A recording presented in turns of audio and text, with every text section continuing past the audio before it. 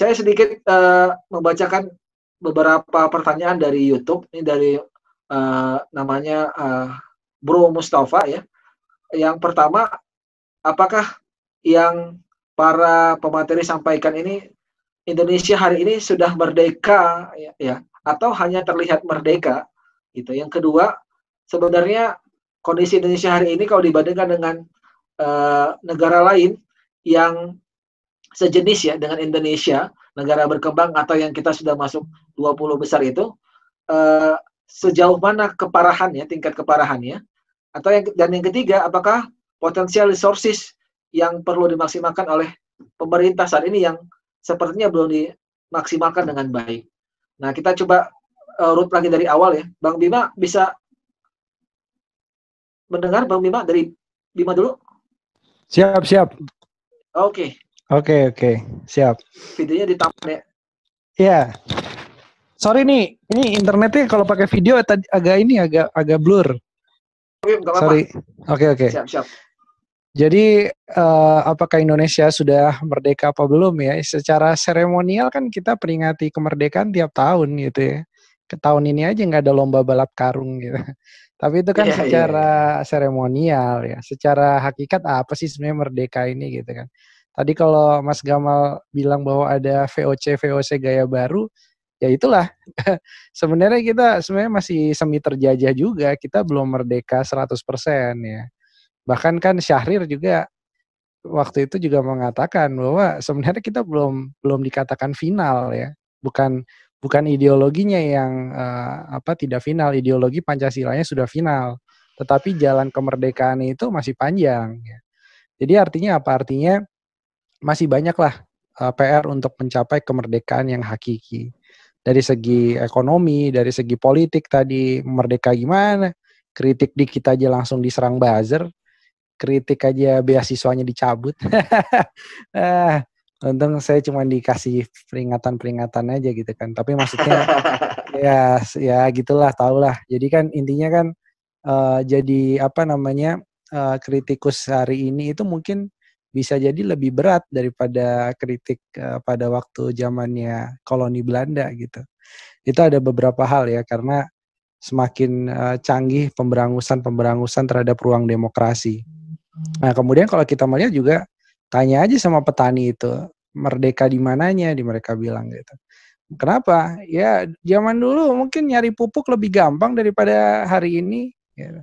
Harga pupuk juga lebih terjangkau daripada hari ini. Jadi kita sekarang mengejar apa sih sebenarnya kemerdekaan yang sifatnya hakiki gitu. Kemerdekaan yang bagaimana sih yang kita ingin capai gitu. Apakah hanya kemerdekaan nominal ekonomi aja, ataukah kualitas dari ekonomi? Sebenarnya kalau kualitas dari ekonomi ini yang lebih penting ya jaminan sosial, kita baru 2,1%, jaminan sosial terhadap PDB-nya masih kecil sekali. Jadi jauh lah kalau ada yang mimpi jadi negara kesejahteraan, welfare state seperti di Eropa, jauh gitu kan. Pajakin dulu tuh orang-orang kayanya, ya kan, kasih pajak progresif yang tinggi, kalau bisa sampai 40% ya dari total kekayaan. Jadi bukan hanya pendapatan ya, tapi kekayaannya itu juga diberikan pajak. Jadi saya kira kita perlu mendorong ide-ide yang cukup progresif dan lebih berani ya, terutama dari kawan-kawan dari PKS yang muda-muda ini. Saya kira harus banyak dobrakan karena narasi-narasi sekarang ini miskin narasi sebenarnya pemerintah. Ngomonginnya itu aja gitu kan, ngomonginnya muter-muter di cetak uang gitu kan, Bank Indonesia mau dikebiri lagi nih, mau ada perpu juga nih tentang reformasi sistem keuangan, muter-muter di situ aja. Jadi tidak ada gagasan-gagasan yang menurut saya cukup progresif ya. Misalkan reforma agraria, ya reforma agrarianya bagi-bagi sertifikat ya. Padahal kita maunya reclaiming tanah gitu. Bukan hanya reforma agraria yang bagi-bagi sertifikat, tapi reclaiming. Reclaiming itu apa? Merebut tanah gitu. Merebut tanah yang dirampas oleh korporasi gitu. Bagaimana kemudian pandemi juga mengajarkan bahwa ya ini waktunya untuk ngeberesin lingkungan dan segala macam, tapi nggak keluar, nggak ada tuh stimulus lingkungan, stimulus pemulihan ekonomi nasional di dalamnya, stimulus lingkungan gitu. Jadi saya tuh melihat gini, bahwa Indonesia punya potensi, ya, anak muda Indonesia kreatif-kreatif, iya. Tetapi dari segi narasi besar kebijakan, kita kayaknya terkucilkan dari negara lainnya gitu. Kalau dibandingkan di negara G20, ini semua orang nih sekarang ngomongin tentang Green New Deal. Kita nggak ada tuh bahas tentang bagaimana pembangunan ekonomi yang berwawasan lingkungan, tapi di sisi yang lain juga menyerap tenaga kerja, tuh nggak ada tuh kayak gitu. Kemudian di negara lain juga membahas tadi pajak yang progresif, restrukturisasi utang. Kita nggak ada tuh pembahasan gimana utang yang 5.200 triliun itu dan tahun depan mungkin naik jadi 6.000 triliun rupiah itu mau dikurangin bunganya, itu nggak ada tuh pembahasan itu. Jadi menurut saya harus lebih berani untuk menawarkan, dan saran saya sih yang terakhir ya buat teman-teman PKS muda, saya juga selalu bilang sama Bang Mardani gitu dalam beberapa diskusi, Bang, ini udah saatnya anak-anak muda PKS kasih kesempatan. Kalau perlu potong generasi 2-3 generasi gitu lah. Jadi Bang Khalid nih udah udah harusnya bisa duduk sejajar sama Bang Mardani gitu kan, sama Bang Sohibul Iman. Maksudnya begitu. Jadi gagasan anak mudanya bukan hanya berhenti di forum, tapi benar-benar proposalnya apa, dan itu bisa kemudian syukur-syukur PKS akan menjadi ini semacam shadow minister ya. Jadi di Inggris ada kabinet bayangan. Kalau Sri Mulyani atau Menteri Keuangan bicara A, narasinya begini, bisa dikasih narasi tandingan dengan proposal gagasan yang lebih bagus gitu. Jadi seakan ada dua kabinet ya. Yang pertama kabinet menang pemilu, yang satu lagi kalau belum menang pemilu dia akan membuat semacam shadow kabinet. Jadi masyarakat itu dibuka wawasannya bahwa ada gagasan baru loh, ada gagasan-gagasan alternatif yang progresif. Nah ini menurut saya yang kita perlu untuk lakukan. Itu aja, Mas Edward. Ya, challenge nih bagi PKS, Bang Khalid, nanti bisa kita coba ini kan. Kita ke Bang Gamal atas beberapa pertanyaan yang mungkin bisa diambil kesimpulannya. Yang apalagi Mas Gamal kan sudah mulai mencoba fighting ya di dunia politik di Surabaya. Nah itu ya kita bisa melihat atau dapat pelajaran sedikit bagaimana rise sampai ke sana, kendala yang dihadapi atau apa, sehingga rasanya peluang anak muda untuk menggali atau memberikan gagasan itu terbuka di dalam sistem negara kita. Nah, disambungkan sedikit Mas Gamal. Oke, terima kasih Bang Edward. Ada beberapa poin tadi plus tambahan juga ya pertanyaan. Pertama, satu dalam konteks pertanyaan soal kemerdekaan, apakah kita merdeka atau tidak. Jadi begini, saya coba masuk lebih dalam soal itu dulu. Jadi kalau kita bilang kemerdekaan, bagi saya tetap kemerdekaan itu puncak perjuangan bangsa saat itu. Jadi kalau bicara dalam konteks ya, bebas dari penjajahan bangsa lain, bebas menentukan nasib sendiri, lalu bebas menjadi bangsa yang berdaulat. Kalau kita bicara dalam konteks itu, saya pikir kita jadi merdeka memang. Jadi kita harus melihat itu sebagai sebuah kemerdekaan kita dalam konteks tadi kalau definisi Bung Hatta kan kedaulatan kemandirian. Nah, saya secara pribadi ya melihatnya itu sebagai golden bridge ya. Jadi kayak jembatan emas sebenarnya. Jadi saya melihat kemerdekaan itu jembatan emas kita untuk mencapai yang namanya kesejahteraan, kemakmuran gitu. Itu poin pertama soal definisi kemerdekaan. Nah, kalau kita bicara dalam konteks kemasyarakatan, saya mencoba menyederhanakan ya kebahagiaan ya. Jadi kita harus tahu apa sih kebahagiaan masyarakat hari ini gitu. Dan kalau kita lihat banyak survei ya, mulai dari CSIS, Indobarometer dan sebagainya, artinya ketika ditanya masalah-masalah yang mereka hadapi ya, mereka kan bicara masalah lapangan kerja, harga-harga dan lain sebagainya ya, kesehatan, harga kesehatan dan kualitasnya, lalu bicara masalah pendidikan dan ketidakadilan sosial serta kemiskinan. Itu ada di urutan-urutan dari berbagai survei soal masalah-masalah yang dihadapi oleh masyarakat kita hari ini. Jadi dalam konteks kebebasan ya, berdaulat dan mencapai kemandirian ya, kita merdeka. Tetapi dalam konteks dua tadi, kesejahteraan, keadilan sosial, saya pikir belum. Jadi kalau kita bicara contoh keadilan, masyarakat sekarang merasakan perceived justice, saya yakin. Jadi rasa ketidakadilan itu bisa kita rasakan di masyarakat ya, dan ketika kita turun dan berdiskusi dengan masyarakat kita hari ini. Lalu kalau kita bicara kedua, masalah selain ke persiapan justice tadi, ketidakbahagiaan yang saya lihat representasi dari tadi kesejahteraan yang kurang di masyarakat. Lalu kedua, komparasi dengan negara lain. Sebetulnya banyak sekali ya. Jadi kalau peringkat Indonesia di kancah dunia itu tentunya ada perubahan dari tahun ke tahun. Tapi kalau saya coba kasih sedikit gambaran, misal kita Human Development Index kita di peringkat 111, Global Competitiveness Index kita di peringkat 50, lalu Global Innovation Index kita di peringkat 85, World Happiness Index kita di peringkat 92, Corruption Perception Index kita di peringkat 85 gitu. Jadi agaknya kita tidak boleh berpuas diri. Kita harus percaya diri dan optimis, tapi kita sebagai bangsa yang besar gitu. Sumber daya kita melimpah, budaya kita tangguh, kita bukan bangsa kecil, dan oleh karena itu saya tetap yakin kita butuh kerja-kerja cerdas, kerja-kerja keras, dan lebih dari itu saya ingin katakan pada generasi muda. Our work is not finished, we still have a big job to do. Jadi kita punya banyak pekerjaan yang belum selesai. Lalu menyambung ke pertanyaan berikutnya soal potential resources. Saya yakin kalau kita lihat bangsa-bangsa yang besar itu bukan karena sumber daya alamnya yang banyak, tapi karena sumber daya manusia yang berkualitas. Jadi saya tetap sangat meyakini, ya hakul yakin bahwa tugas kita itu adalah meningkatkan. Sama ketika kita bicara perusahaan, bicara organisasi, yayasan, saya selalu melihat bahwa people itu sebagai aset terpenting. Bahkan saya mengatakan, no company ever created innovation. People innovate, not company. Jadi yang berinovasi itu orang di perusahaan, bukan perusahaan itu. Sama, yang membangun Indonesia saya kira adalah orang di dalamnya. Sebagaimana yang Habibie bilang, kita tidak bisa mengandalkan anak muda dari bangsa lain. Nah, terakhir soal ini sebelum masuk ke pertanyaan tambahan ya, soal, saya ingat Bung Karno itu pernah mengatakan begini, jangan mewarisi abu Sumpah Pemuda, tapi warisilah api Sumpah Pemuda.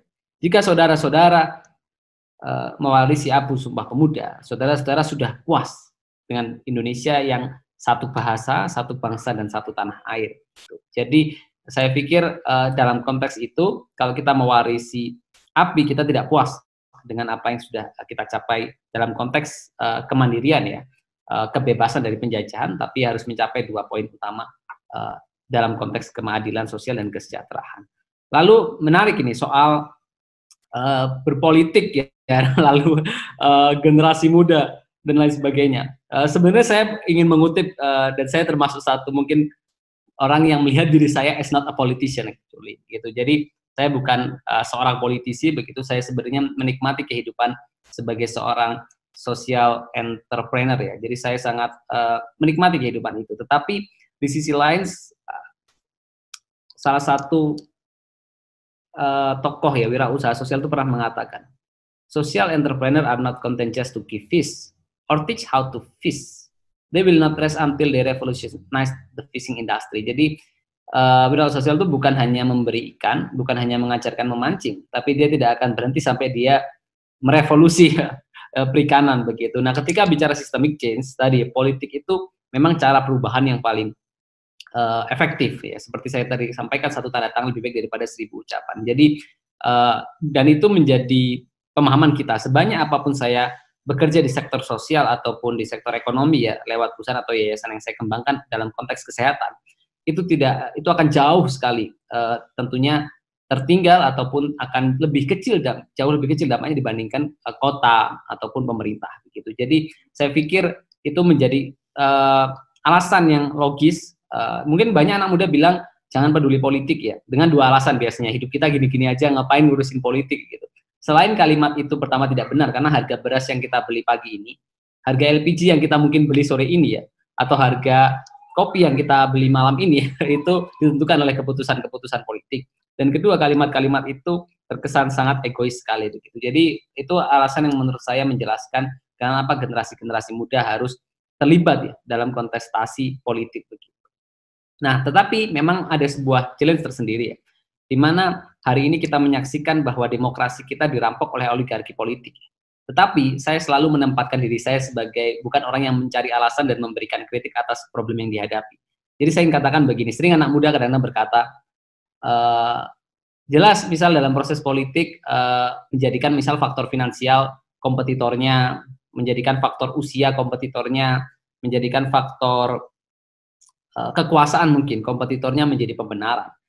Saya ingin katakan kepada generasi muda, jika memang Anda merasa bahwa Anda lebih hebat daripada politisi itu, maka tugas pertama Anda adalah mengalahkan dia dalam kontestasi politik, begitu.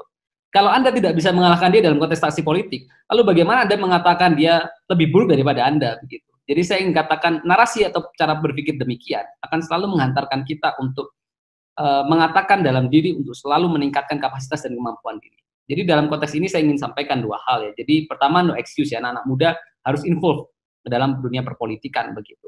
Dan bukan hanya dalam kontestasi sebetulnya politik. Jadi saya ingin sampaikan tugas kita bukan sekedar memenangkan kontestasi politik.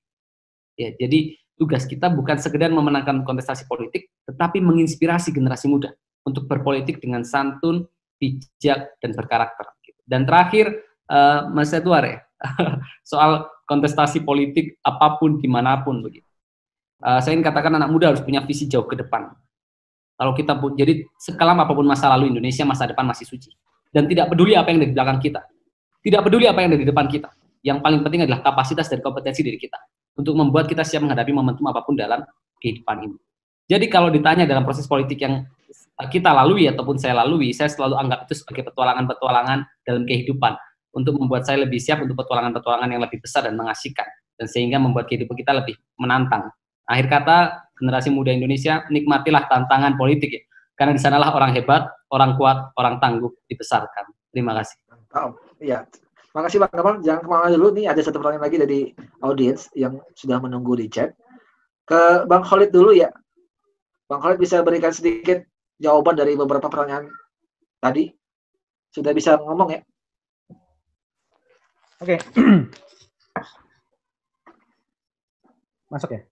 Oke. Masuk. Ya, sebenarnya pertanyaan retoris sebenarnya.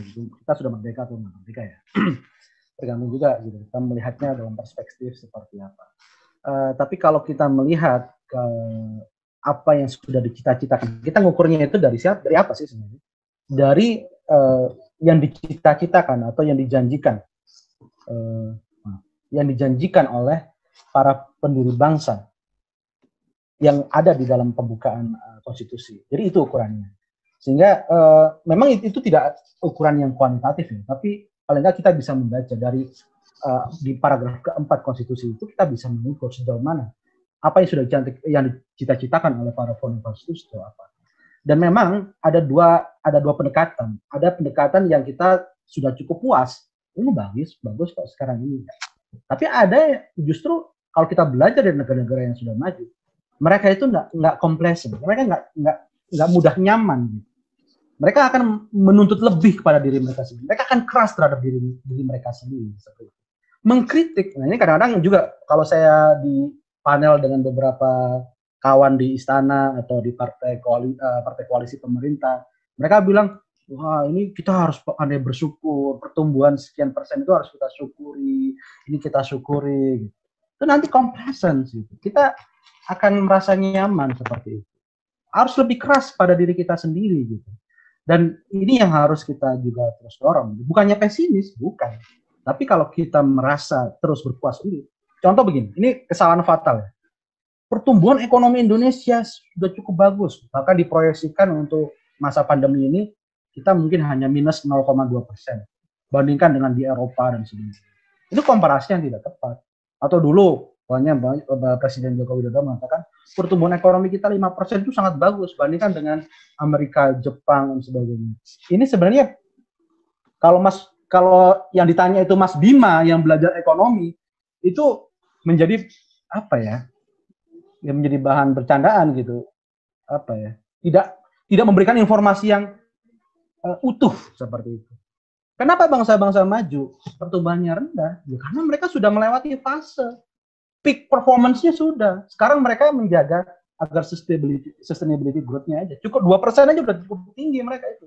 Karena mereka sudah melewati fase 7%, 9% sudah melewati. Korsel sudah pernah fase melewati 2 digit dan sebagainya. Jadi nah, di era seperti kita harusnya ketika negara-negara mendapatkan bonus demografi, Jepang, Korsel, kemudian beberapa negara maju di Eropa, mereka pertumbuhannya sangat tinggi sekali. Nah, ini sangat disayangkan kita sudah punya bonus demografi, tapi kita landscape-nya saat ini tidak menguntungkan. Seharusnya ketika kita bonus demografi, ini kalau kita belajar dari negara-negara lain, itu pertumbuhannya 2 digit. Paling kecil 9%. Average. Ya. Dan kalau teman-teman ekonom pasti belajar bagaimana untuk mencapai kita menjadi ekonomi maju. Di laporan World Bank, Indonesia harus tumbuh minimal 8%. Kalau kita ingin keluar dari middle income trap. 8% per tahun dalam waktu 2 dekade kalau nggak salah.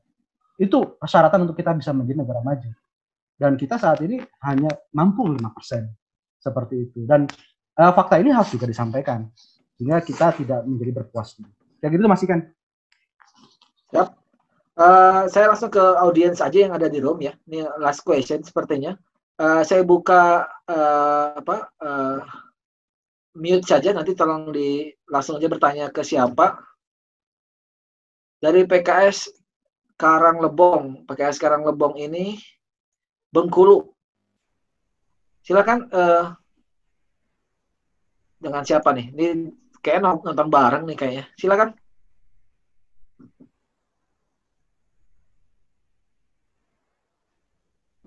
Suara masih belum terdengar. Saya sudah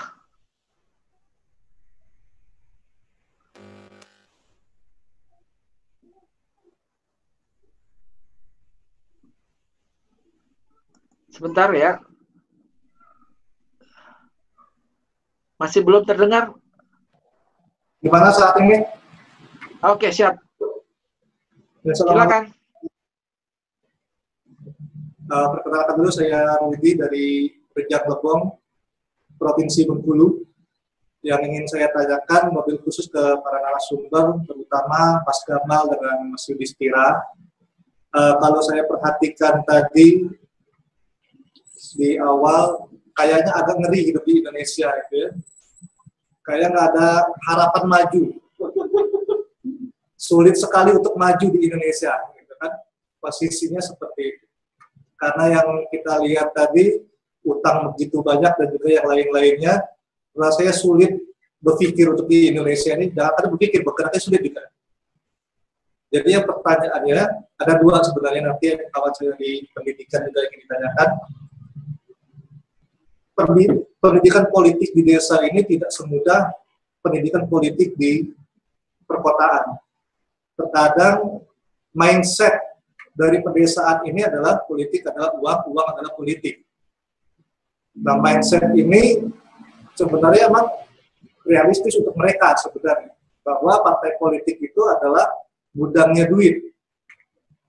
Ini yang frame yang ada khususnya di sebagian wilayah kami. Nah, maksud kami adalah bagaimana, ada nggak trik-trik khusus bagaimana caranya mengajak pemuda desa ini biar bisa berpartisipasi aktif. Bukan hanya dia sebagai pasif, tapi juga aktif berpolitik, dan dia mengerti bahwa partai itu adalah bukannya gudang uang, tapi di situ adalah pusat pemikiran, pusat pergerakan, bahwa kalau kita ingin maju, ya berpolitik. Ini yang sebenarnya agak sulit di pedesaan-pedesaan, bagaimana partai politik ini bisa diterima oleh kalangan pemuda. Kecuali kalau kita datang pemuda, bawa embel-embel. Nah, itu yang pertama. Mungkin yang kedua yang akan disampaikan langsung oleh kawan saya sebagai praktisi pendidikan. Silakan, Herwanto. Diwakilkan. Oh, diwakilkan katanya. Yang kedua adalah, kalau kita melihat sistem pendidikan di Indonesia ini tidak ada yang stabil. Setiap mengganti menteri, mengganti lagi kurikulum. Kira-kira pendidikan yang pas di Indonesia ini, yang sesuai dengan kultural dari Sabang sampai Merauke itu seperti apa yang bisa diterima oleh masyarakat Indonesia. Mungkin itu Mas Gamal dengan Mas Yudhistira. Terima kasih. Assalamualaikum warahmatullahi wabarakatuh. Assalamualaikum warahmatullahi wabarakatuh. Saya konfirmasi dulu, Pak. Rejang Lebong, Bengkulu ya? Betul? Betul. Oke, sip. Kita ke Bang Gamal dulu ya. Jadi nanti baru ke Bima. Sekalian nanti statement akhirnya dari Bang Gamal. Oke, terima kasih. Maaf, dengan Mas siapa tadi?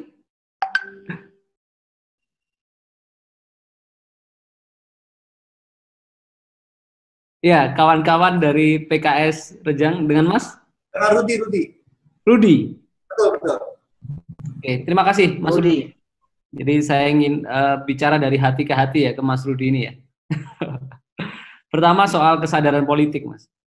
Jadi di dunia politik ya, saya itu menyaksikan semua, saya pikir. Jadi menyaksikan itu artinya di sana saya saksikan ada berbagai hal yang mungkin positif ya, ada berbagai hal yang memang negatif juga. Jadi kalau kita bicara soal politik ini, saya dilihat di sini ada luka bangsa lah, saya boleh katakan. Ada luka dan derita bangsa. Tapi juga ada dedikasi penuh ketulusan. Saya melihat banyak orang-orang juga yang mereka punya pengorbanan yang begitu besar gitu, mengorbankan waktunya, hartanya, tenaganya, bahkan keluarganya kadang-kadang untuk bagaimana bisa mencapai cita-cita kebaikan. Di sini di politik saya lihat ada penyimpangan ekonomi, politik dan hukum. Tapi di sisi lain, Mas, saya juga saksikan ada ide-ide kebangsaan yang cemerlang. Jadi sebenarnya di politik ini ada kompleksitas itu saya ingin sampaikan. Ada hal yang positif, ada juga hal yang negatif. Termasuk saya lihat orang-orang yang punya kesucian niat, ada yang punya keluhuran cita-cita, ada yang punya kepasrahan mendalam bahkan. Dan banyak sekali orang relawan-relawan yang berjuang tanpa dibayar, tanpa gaji, tanpa paksaan. Tapi memang ada juga orang-orang yang melihat politik sebagai sebuah komoditas gitu, untuk mencapai keuntungan-keuntungan finansial dan lain sebagainya. Nah, tetapi dalam konteks itu, saya melihat kita sekarang sudah mengarah kesadaran politik yang lebih baik, di mana kita mulai melihat banyak orang-orang yang siap berkorban di berbagai lintas generasi, ya, lintas usia, berbagai profesi, mulai dari yang bahkan yang secara finansial cukup ataupun tidak begitu, yang mereka hidup dalam keterbatasan. Nah, sehingga dalam konteks ini saya ingin sampaikan memang perjalanan politik kita masih panjang. Yang harus kita lakukan adalah membangun kesadaran politik. Lalu kedua yang paling sulit menurut saya adalah mengembalikan demokrasi dari cengkraman oligarki politik yang merampok demokrasi kita pasca reformasi. Itu menurut saya PR besar kita hari ini. Yang kita mungkin kalau melihat di berbagai negara-negara yang mungkin demokrasinya sudah matang, mereka mencapai hal-hal seperti itu. Nah, itu juga akhirnya mungkin menyambung ke, kalau pertanyaan kedua nanti mungkin rekan-rekan lain yang lebih memahami ya. Jadi kalau pas alwala zikring kutum la ta'lamun, ditanyakan kepada yang mengetahui jika kamu tidak mengetahui. Kebetulan saya bukan pakar pendidikan dan mungkin belum bisa ya memberikan jawaban yang secara mendalam soal kebijakan pendidikan. Tetapi memang kalau kita lihat data-data kita sekarang, reading science, matematik kita masih tertinggal dan kita mengalami penurunan bahkan dibandingkan 3 tahun sebelum laporan PISA 2018. Dan dalam konteks itu saya pikir kalau saya boleh masuk ya dalam kapasitas saya yang terbatas soal pendidikan, ada 4 hal yang perlu kita lakukan. 1, reformasi peran pendidik ya. Ini menjadi hal yang menurut saya utama. Bukan lagi knowledge holder, yang menguasai ilmu pengetahuan, tapi mampu memfasilitasi anak-anak kita gitu. Mampu menjadi fasilitator, mentor yang memotivasi mereka untuk berkarya dan lain sebagainya. Karena sekarang informasi bisa ditemukan dengan mudah dan guru harus bertransformasi. Kedua, kesejahteraan. Saya punya data secara saintifik yang menunjukkan bahwa semakin tinggi kesejahteraan atau gaji guru di sebuah negara, semakin tinggi skor PISA tersebut. Jadi kalau saya boleh lihat memang kesejahteraan guru itu harus jadi prioritas ya bagi semua pimpinan di berbagai daerah. Lalu ketiga, nah ini yang nggak kalah penting adalah menyiapkan anak-anak kita sesuai dengan kebutuhan di kemudian hari. Contoh, Dell Teknologi pernah rilis sebuah penelitian bahwa pekerjaan tahun 2030 nanti itu 80% pekerjaannya tidak ada hari ini. Contoh hari ini kita saksikan YouTuber, sosial media influencer yang bahkan 5-10 tahun lalu masih asing tengah-tengah kita. Dan data dari teknologi menyampaikan demikian. Artinya pendidikan harus menyiapkan anak-anak muda yang kompatibel dengan tantangan di kemudian hari. Jadi itu hal ketiga. Dan yang keempat, saya yakin optimalisasi teknologi itu menjadi salah satu peluang kita untuk menyelesaikan berbagai masalah pendidikan. Dan mungkin terakhir buat generasi-generasi muda di Indonesia ya. Saya ingin menyampaikan buat kawan-kawan semua, baik yang mungkin aktif di dunia politik ataupun yang tidak berkecimpung di dunia politik ya. Saya ingin bicara soal generasi yang dinanti-nanti. Jadi hari ini siapapun yang merindukan tadi Indonesia tercapainya social justice and prosperity di Indonesia, itu kita harus bekerja lebih gigih. Kita harus bekerja lebih keras, mengabdi lebih banyak, berkorban lebih besar. Buatlah karya-karya yang mengagumkan, berikan dampak-dampak yang menghentakkan gitu. Jadilah sebermanfaat mungkin yang engkau bisa, hingga suatu saat bangsa ini akan menyadari bahwa kita adalah generasi yang dinanti-nanti. Terima kasih itu dari saya. Wassalamualaikum warahmatullahi wabarakatuh. Terima kasih Mas Gamal atas penyampaiannya, dan insya Allah kita lihat sejauh mana usaha yang bisa diberikan untuk bangsa ya. Jadi tidak hanya untuk bangsa Indonesia, mungkin juga bisa berkontribusi bagi dunia global nantinya. Bang Bima bisa respons atas pertanyaan dari Mas Rudi tadi dari Bengkulu.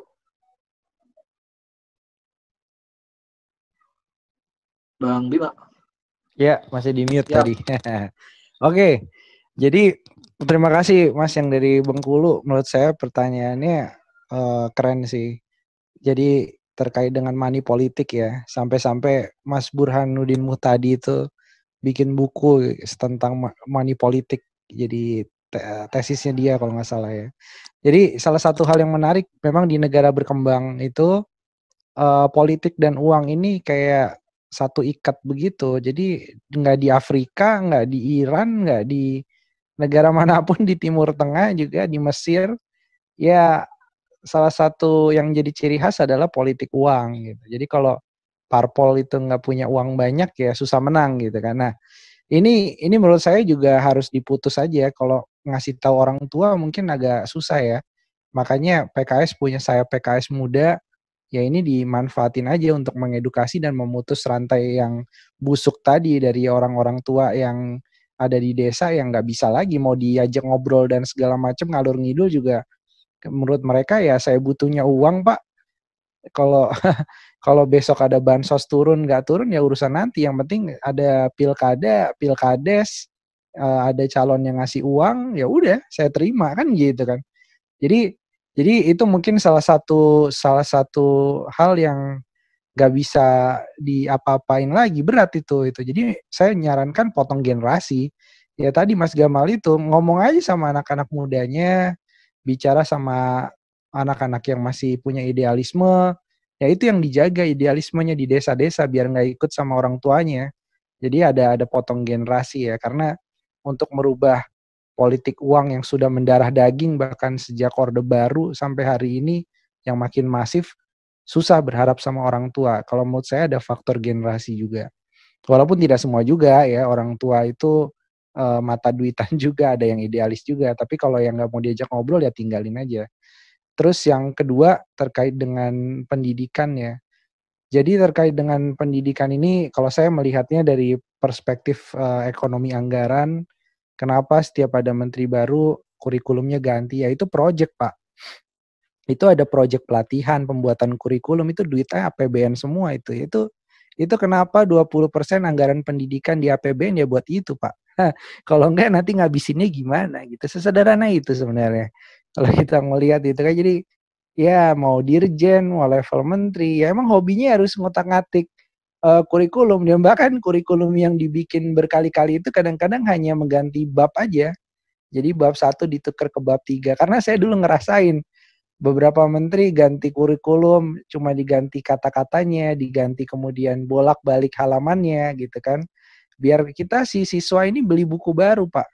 Jadi itu aja, ini bisnis pendidikan, udah akuin aja ini bisnis pendidikan, dan ini mengarah pada rusaknya pendidikan, nggak nyambung itu sama kebutuhan industri 4.0, transformasi digital, itu nggak ke sana arahnya, karena memang bukan diarahkan ke sana.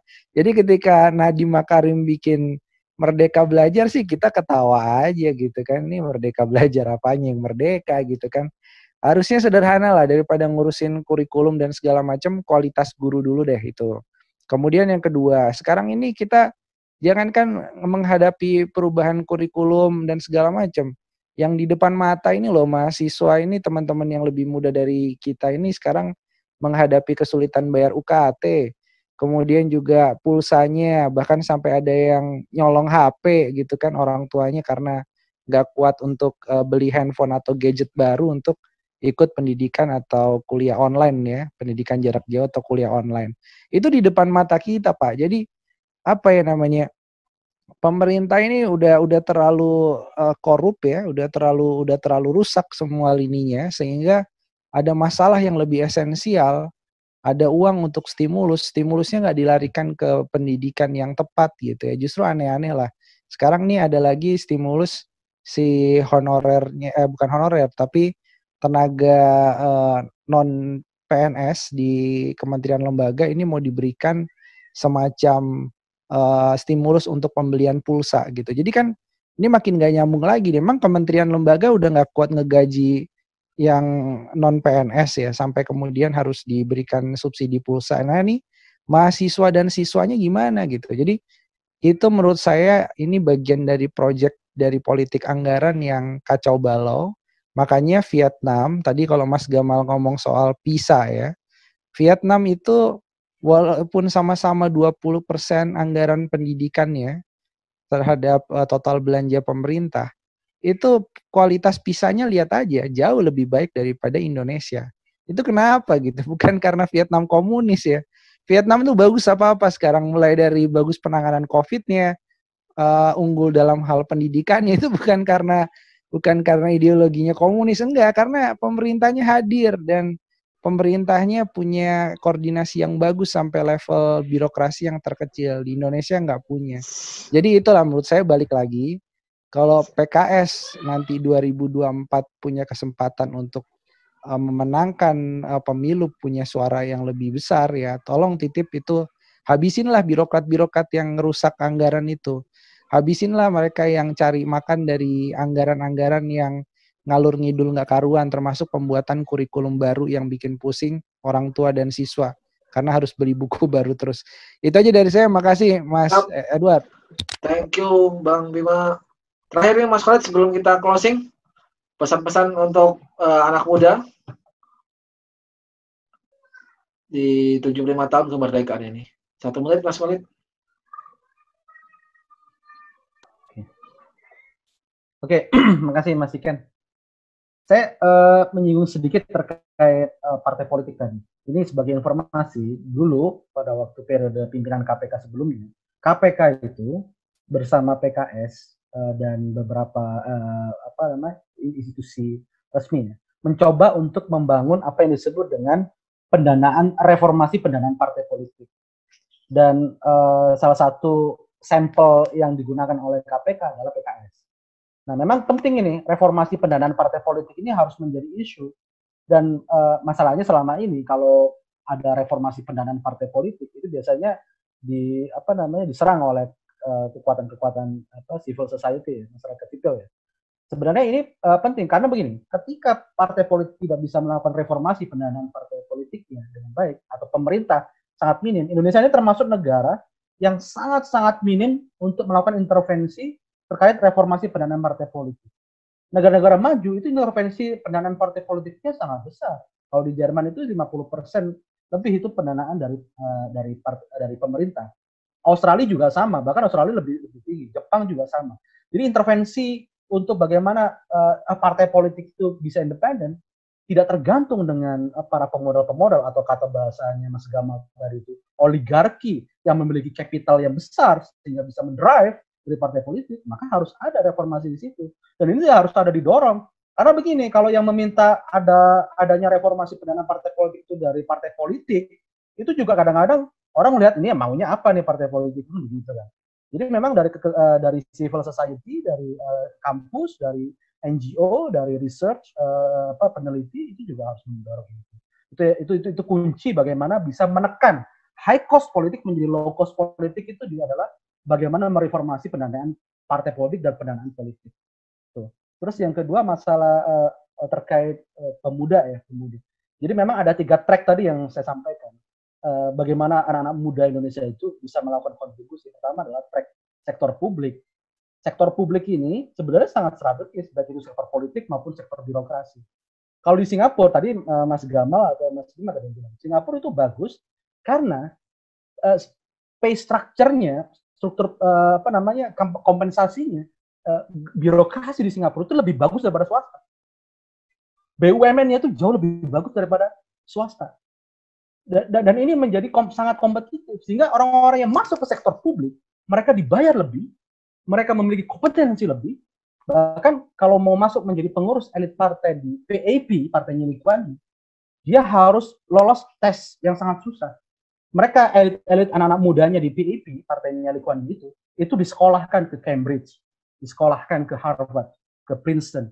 Mereka orang-orang terbaik, anak-anak mudanya ini sudah lulus tes, sekolahkan ke sana. Sehingga saya pernah tanya begini ke seorang profesor Lee Kuan Yew, dia bilang begini, kenapa PAP itu sangat bagus, menghasilkan para pemimpin yang bagus di partai politik di penguasa di Singapura? Ya karena mereka mengambil rekrut yang terbaik, di kader, disekolahkan yang terbaik, di train yang terbaik, seperti itu. Jadi mereka merubah mindset. Kalau selama ini mindset kita adalah private sector itu pasti lebih bagus daripada public sector. Singapura berbeda. Public sector harus yang terbaik yang masuk di situ, sehingga karena dia mengelola government, karena 80% ekonomi Singapura itu adalah dari BUMN dan public sector. Seperti itu. Itu catatannya. Dan ada sektor private seperti Mas Gamal ini sangat menginspirasi dengan gerakannya social entrepreneur. Atau sektor ketiga seperti Bung Bima sebagai seorang peneliti, jadi penting untuk memberikan arah kebijakan publik agar waras, ya, agar rasional, agar sesuai dengan pakem yang baik seperti itu. Jadi memang dan dari tiga sektor ini bukan pasti yang di publik itu lebih baik dari swasta, enggak gitu. Tapi masing-masing sektor memiliki kelebihan, memiliki kontribusi masing-masing. Dan kalau bisa memang harus berkolaborasi, bersinergi. Bagaimana sektor publik, sektor swasta, dan sektor ketiga itu semakin baik ke depannya. Oke, gitu-gitu, Mas Iken. Baik, terima kasih para pemateri hari ini. Kita ketemu lagi di PKS Muda Talk serial berikutnya. Kata kunci hari ini, supaya 1 tahun ke depan, 76 tahun Indonesia merdeka, kita berharap, dan kita tidak hanya berharap, tapi kita bisa berbuat sesuatu agar semua apa yang kita sampaikan hari ini bukan hanya sekedar wacana, bukan hanya sekedar retorika belaka, tapi kita bisa lakukan dengan semampu yang kita miliki, semaksimal apa yang usaha yang bisa kita lakukan. Sampai ketemu lagi, kita akhiri dengan wassalamualaikum warahmatullahi wabarakatuh.